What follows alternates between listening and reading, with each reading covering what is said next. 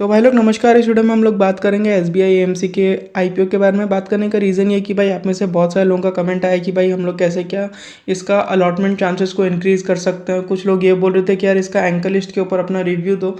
तो यार सबसे पहले अगर मैं आपको एंकर लिस्ट के बारे में बताऊं एंड उसके पहले एक और चीज़ बताऊं तो यार आप लोग को मेरा बैकग्राउंड अलग दिख रहा होगा। बेसिकली मैं नॉर्मली जिस जगह बैठ के वीडियो को रिकॉर्ड करता हूँ वो जगह मेरे पास अवेलेबल नहीं है। वहाँ पे लाइटिंग वगैरह अच्छा है लेकिन यहाँ पे लाइटिंग उतना अच्छा नहीं है। आपको दिख रहा होगा ये ऊपर ये जो पुराना ज़माना का जो एलईडी बॉल होता है वो लगा हुआ है, लेकिन मैं जनरली जहाँ पे वीडियो बनाता हूँ वहाँ पे पावरफुल लाइट्स लगे हुए हैं। ठीक है, सो थोड़ा बहुत आप कॉम्प्रोमाइज़ करना क्योंकि वो रूम अभी अवेलेबल नहीं है मेरे पास। लेकिन कल वीडियो बनाने का टाइम मिलेगा नहीं मिलेगा, इसलिए मैं एक अलग जगह बैठ के रात को 2 बजे आपके लिए वीडियो रिकॉर्ड कर रहा हूँ। तो आप लोग लाइक और सब्सक्राइब जरूर से कर दें। एंड अगर हम लोग सबसे पहले इसका एंकर लिस्ट के बारे में बात करें तो एक्स्ट्रा ऑर्डिनरी आया है। मतलब you name it we have it. मतलब जो भी ऐसी कंपनी है ना जो कि इन्वेस्टमेंट करने का काम करती है ऑलमोस्ट आपको सभी का इसमें नाम देखने को मिलेगा।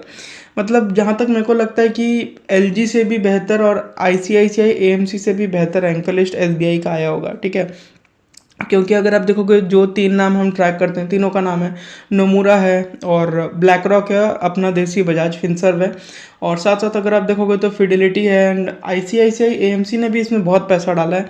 तो नेट ऑफ करके अगर हम लोग देखें तो एक्स्ट्रा ऑर्डिनरी एंकर लिस्ट है। मतलब सारा कंपनी का ही नाम है। इंडिया में जो भी छुटर मुटर खटपट खटपट जो भी इन्वेस्टमेंट कंपनीज है सभी ने पैसा डाल दिया है। बाहर की भी ऑलमोस्ट सारी रेपुटेड कंपनीज ने इसमें पैसा डाला है। तो एक्स्ट्रा ऑर्डिनरी है, नो डाउट अबाउट दैट। ठीक है, बाकी अगर हम लोग अलॉटमेंट चांसेस के बारे में बात करें, लेकिन बात करने के पहले लाइक और सब्सक्राइब कर देना। वापस से बोल रहा हूँ इसमें कंजूसी नहीं होना चाहिए क्योंकि यही एक हमारा इंसेंटिव रहता है।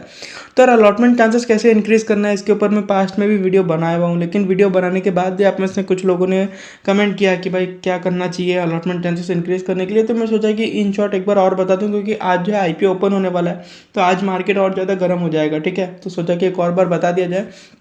तो बेसिकली आपको इसमें अलॉटमेंट चांसेस ऐसे इंक्रीज करना है। सबसे पहले बात कर लेते हैं अगर आपके पास पैसा कम है तो। ठीक है, अगर आपके पास पैसा कम है तो भाई आपको एक लॉट अप्लाई करना है रिटेल कैटेगरी में और जितना भी पैसा बचेगा सबको अप्लाई कर देना है शेयरडो कोटा में। ठीक है, शेयरडो कोटा में आप मैक्सिमम 2 लाख तक का ही एप्लीकेशन डाल सकते हो, उससे ज़्यादा तो डाल ही नहीं सकते। और अगर आपके पास पैसा बहुत है तो क्या करना चाहिए, बिग एचएनआई में अप्लाई करोगे 10 लाख से ऊपर वाली कैटेगरी में। उसके साथ साथ आपको शेयरडो कोटा को पूरा फुल कर देना है। ठीक है, और मान लेते हैं कि आपके पास सिर्फ एक ही लॉट का पैसा है तो क्या करोगे, मतलब रिटेल का एक लॉट लगाने का पैसा है तो किस कैटेगरी में अप्लाई करना है, शेयर होल्डर कैटेगरी या रिटेल कैटेगरी। रिटेल कैटेगरी में एक लॉट के लिए अप्लाई करना है। और मैं आप लोगों को एक तो डिस्क्लेमर दे दूं कि भाई अगर आप लोगों ने 7 जुलाई या उसके पहले एसबीआई एएमसी का एक स्टॉक परचेज किया था तो ही आप लोग को शेयरडो कोटा में अप्लाई करना है। अगर आप लोग 7 जुलाई को परचेज नहीं किए थे, 8 जुलाई को परचेज कर लिए तो आप लोग शेयरडो कोटा के लिए एलिजिबल नहीं हो। अब इसमें मान लो कि आप लोग का एलिजिबिलिटी नहीं है लेकिन फिर भी आप अगर शेयरडो कोटा में अप्लाई कर दिए तो क्या होगा, आपको ना शेयरडो कोटा में अलॉटमेंट मिलेगा ना किसी और कैटेगरी में अलॉटमेंट मिलेगा।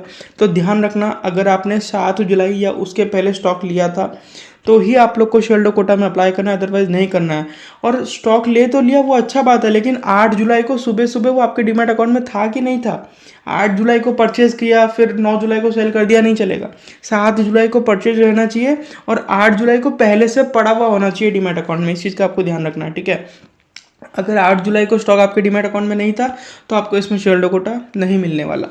एंड बाकी अगर आप लोग देखोगे तो जैसे कि मैं बोला, अगर एलिजिबिलिटी नहीं है शेयरडो के कोटा के लिए तो आप लोग शेयरडो कोटा में अप्लाई मत करना, सिर्फ और सिर्फ रिटेल कैटेगरी में अप्लाई करना या फिर कैपेसिटी के हिसाब से बिग एचएनआई में अप्लाई करना। मैं पर्सनली स्मॉल एचएनआई को कभी प्रीफर नहीं करता हूँ क्योंकि उसमें अलॉटमेंट चांसेस जो है लोएस्ट होता है। लेकिन एसबीआई एएमसी के केस में आप चाहो तो स्मॉल एचएनआई भी प्रीफर कर सकते हो क्योंकि आईपीओ का साइज़ बहुत बड़ा है तो उसमें भी अलॉटमेंट का चांसेस ठीक ठाक रहेगा। लेकिन obviously as compare to big HNI और रिटेल, स्मॉल एचएनआई में चांसेस जो है कम ही रहने वाला है, that is almost for sure. ठीक है, तो आई होप आप लोग समझ गए होंगे कि आपको क्या करना है। एक बार मैं आपको शॉर्ट में बता दूं, अगर आपके पास पैसा का कमी है, सिर्फ एक ही रिटेल लॉट का पैसा यानी कि 15,000 वाला आप एक लॉट लगा सकते हो तो शेयरडो कोटा में मत लगाना, रिटेल कैटेगरी में लगा देना।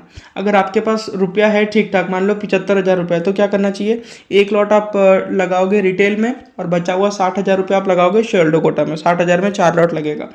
और आपके पास बहुत रुपया है तो क्या करना है, बिग एचएनआई में जाओगे आप और उसके साथ साथ बिग एचएनआई के साथ आप शेयरडो कोटा में अप्लाई करोगे। और एक चीज़ मैंने आपको बोल दिया था पहले कि भाई अगर आप शेयर होल्डर कोटा के लिए एलिजिबल नहीं हो तो उसमें अप्लाई मत करना। रिटेल या फिर HNI, रदर बिग HNI, इन दोनों में से किसी एक में जाना। आप चाहो तो स्मॉल HNI में भी जा सकते हो, डिपेंडिंग कि आपका क्या श्रद्धा है, लेकिन मैं पर्सनली स्मॉल HNI में नहीं जाऊँगा, ठीक है। और एक चीज़ का ध्यान रखना, कुछ लोग ये करेंगे कि भाई रिटेल में अप्लाई कर दिए, साथ साथ बिग HNI भी अप्लाई कर दिए, या फिर साथ साथ स्मॉल HNI भी अप्लाई कर दिए कि भाई मेरे पास तो बहुत पैसा है, मैं हर कैटेगरी में अप्लाई करूंगा। नहीं कर सकते। आपको retail, big HNI, small HNI, इन तीनों में से किसी एक कैटेगरी को चूज करना है। उसके साथ साथ आपको शेयर कोटा में अप्लाई करना है, ठीक है। You can apply only in 2 category. One category will be share quota and other category will be out of these 3, I mean big HNI, small HNI and retail, only 1। इसी का आपको ध्यान रखना है, ठीक है। और शेयर कोटा में तभी आपको अप्लाई करना है अगर आपके पास 8 जुलाई के दिन पहले से स्टॉक परचेज किया हुआ डीमैट अकाउंट में पड़ा था तो यार इतना ही रखते हैं इस वीडियो में। आई होप आप लोग को पूरा क्लैरिटी मिल गया होगा। नमस्कार।